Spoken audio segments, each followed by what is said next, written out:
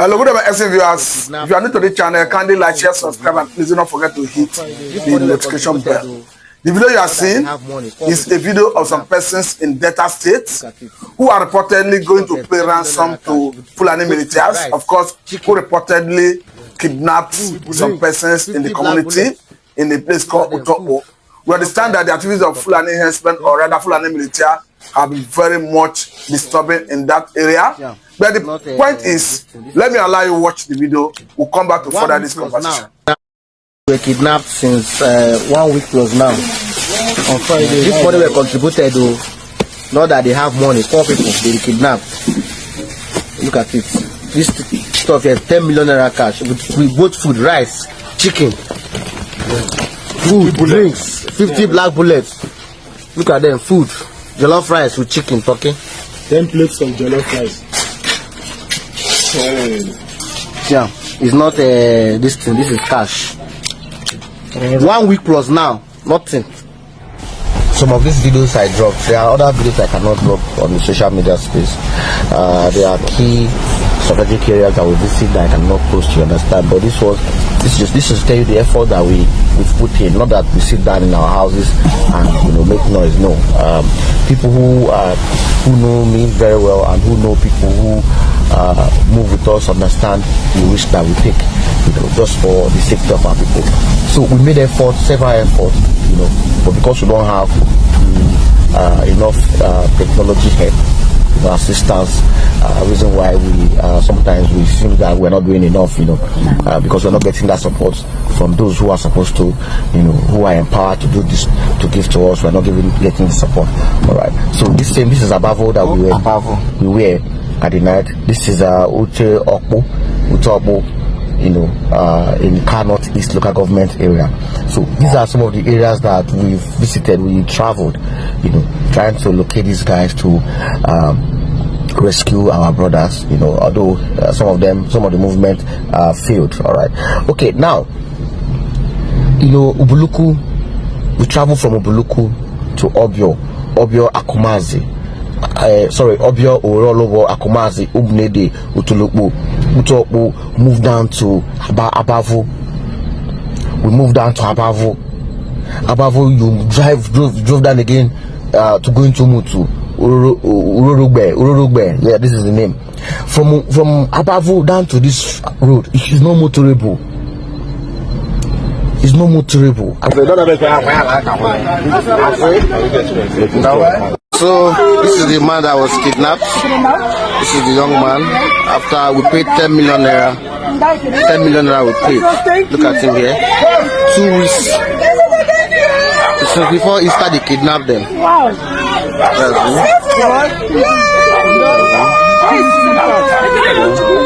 This is the second.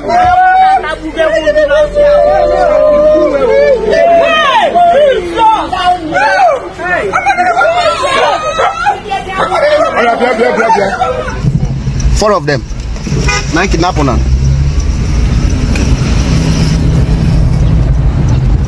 So this is a Honorable Uche, councillor in Ward. It's everyday thing.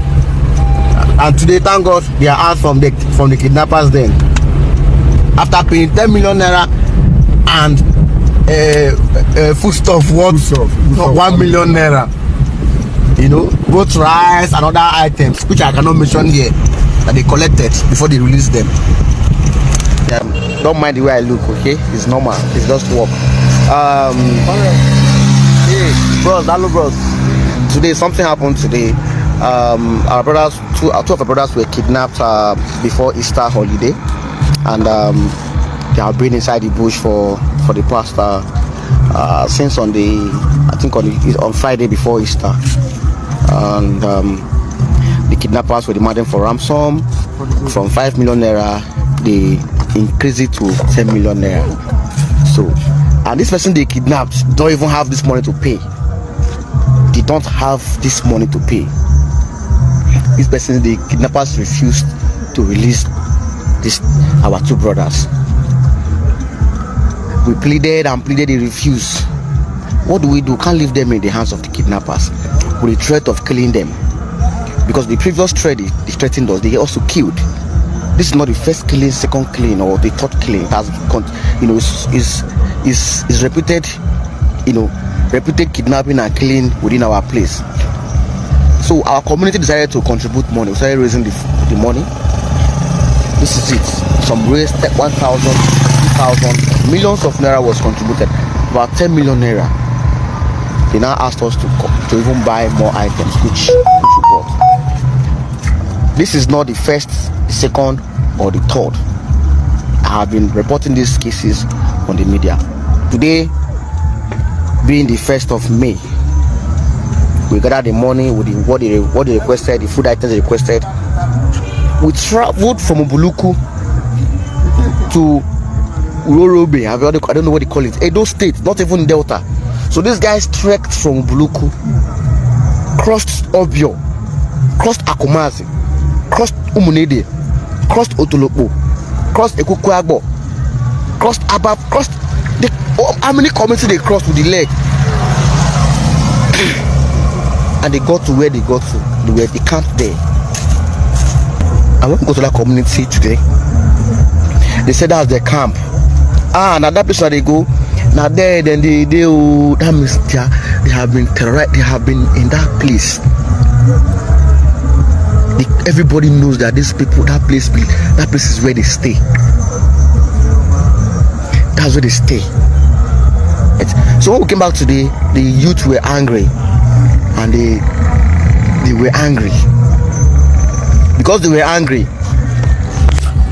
In less than 30 minutes, what we saw in Ubuluku was more than 15 patrol vehicles from the same government that have refused to hear our cries since.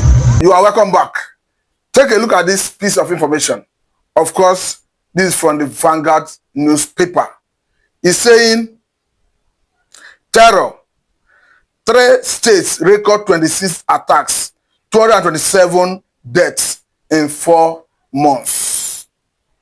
You go further to say that army commander, captain, 22 soldiers, 2 policemen, about 100 farmers stroke fishermen among the dead.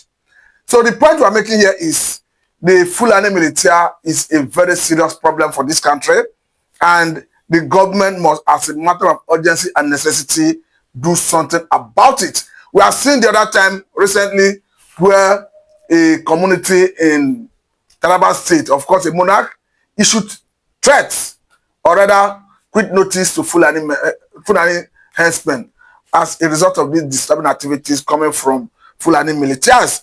But meanwhile, still take a look at this as well. This one is coming from Daily Post. It says Benue South Youth order Fulani herdsmen to leave, announce plans to fumigate all farmlands. You go further to say that a youth group in Benue South, under the banner of the Ochetoba K Idoma Youth Wing, has issued an ultimatum to Fulani herdsmen, to Fulani herders operating in the region, demanding their immediate departure amid growing insecurity and violence. I think what we are seeing in this country is actually disturbing, and you have a country where there's a president who has sworn to an oath to protect lives and property. Of course, we understand that the constitution is unambiguous about that the welfare of Nigerians and their security shall be the primary purpose of governance. We equally have governors, of course, who have sworn to an oath to protect lives and property, who go by the nomenclature of governor and the chief security officers of their respective states. But instead of sitting down to solve this problem, all we hear is defection, people running from one party to the other, particularly jumping into the ruling party. And of course, we understand their interest is to secure, in most cases, their second term and continue governing as governor, as the case may be. But I think what it should be a priority to the governors and even the president is to protect lives and property.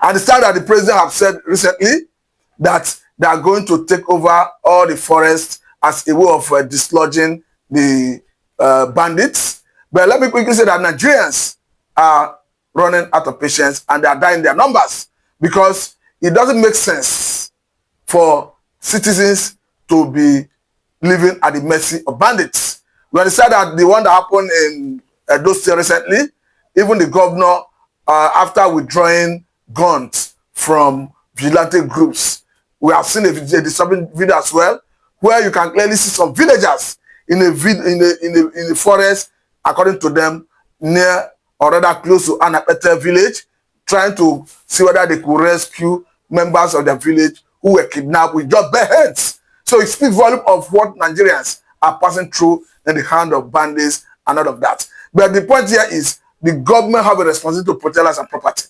It's not just about politicking. It's not just about talking about 2027 general election and galvanizing vote for that matter. It behoves on the government to protect lives and property. And when they do that, it is not a favor. Rather, it's a responsibility that's incumbent in the office of Mr. President to protect lives and property. Because as we speak, the dust of the killing in Plateau, talking about Bokos and Pasa, local government areas of that state, have not settled. And all the concern raised by the governor, talking about Mufwang, that this is a genocidal Fulani invasion. I don't think it's been addressed. And nobody is under prosecution, the way I understand, to add a deterrent to others. So if people come and commit this heinous crime, wanton destruction of lives and property, at the end of the day, nobody is under prosecution to add a deterrence. Of course, I'm going to tell you, it will embolden others to do more. And that is where the government, as a matter of necessity, must possess monopoly of coercive power. Because you must possess the power to police every inch of the sovereignty of the country. We have seen what happened in Zamfara the other time, where a Tojibelo, of course, a notorious bandit, celebrated burning down a military vehicle, even though the military said the vehicle was stuck. But I think that was an international embarrassment. And even though the military recently said that they are closing in on him, that he will soon be arrested, it's not yet on record that he's been arrested or is under prosecution. Of course, people in that state are living in fear. And of course, we can clearly see that they do not enjoy peaceful environment. And the worrisome part of it is that the government keep going about the reintegration of supposed repented bandits, terrorists into the society. I think it's a worrisome trend because I stumbled on a video that was a video of the former governor of Kaduna State talking about Malam Nasir El-Rufai, who made it very clear that there is nothing like repented bandits. That bandit never repents. That the only bandit that have repented is the one that have died. That, of course, according to him, his ideology is to send them to their creator, of course, who have the ultimate power to join them. But it beats every imagination seeing the government say they want to reintegrate, not just say reintegrating the bandits into the society. And of course, for me, it's a danger for the society because how do you now prove that those bandits are repented?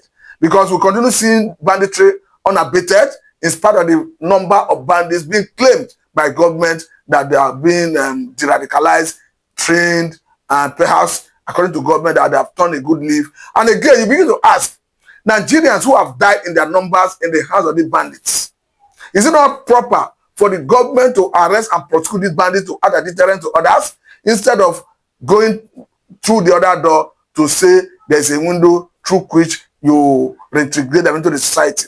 For me, I don't think those bandits who are reportedly submitting to government through that window, I don't believe that they are repenting. Because otherwise, if they are repenting with the number we are seeing, I think banditry should have been going down. But the way it is not going down. Rather, we continue seeing it escalating. And the government seems to be handicapped. And every time people talk about the jigging of security architecture, bringing about state police, giving state governors some level of security power to parade in able to deal with this emerging threat, the federal government is always against it. Just simply because they feel this will lead to disintegration of the country, that this will make people empower some states to feel they want to secede from the country. And again, I think it has been proven over and over again that the security architecture we operate currently is not sustainable, it's not working, because the command and control system that comes from Abuja and trickles down is not helping situation. We understand that all crime is local, that have been established. So to that extent, you need the buy-in of the locals to address this level of insecurity. And the only way you can do that is to have a security arrangement at that level. Even at the local government level, at the state level, there's every need to have such arrangement. The other time we saw an alarm raised by someone who said Boko Haram already infiltrated into Oyo, even though the news was debunked by the police. But we can clearly see the other time that even the serving governor who have intelligence at his disposal, talking about the governor of Oyo, Seyi Makinde, came out clearly to say, yes, bandits who are being dislodged in the north are already hibernated in southwestern forest. Of course, the situation that made Amateku as at then to raise about 2,000 men as a way of combing the southwestern forest in order to dislodge them. But I think at this point, the government, I'm talking about the federal government, should realize that there's every need to retrieve the security architecture. There's every need to allow the governors to parade some level of security power. There's every need to remove the issue of security from the exclusive legislative list. Let it be on the concurrent list, so that the State House of Assembly can have the power, the right to legislate on it. And when that happens, of course, I think we have seen the lights of Amateku. At this point, the federal government should be courageous enough to allow Amateku to bear arms. And they should be courageous enough to encourage other states to follow the same strategy to come up with security arrangement at that level, so as to address this emerging threat. We have seen the statement that came from the Director General of DSS talking about Ajayi. Of course, I think I salute his courage, where he made it very clear that going forward, the communities should be made the first line charge of defense. He cited 2 instances, one in Bauchi or so, one in Taraba, all in the north, where the communities successfully repelled invaders in the past. And according to him, those communities have never witnessed any invasion of any such kind ever since then. So I think that is where we draw the curtain. And I must say very thank you for attending this segment, and I'm Samat.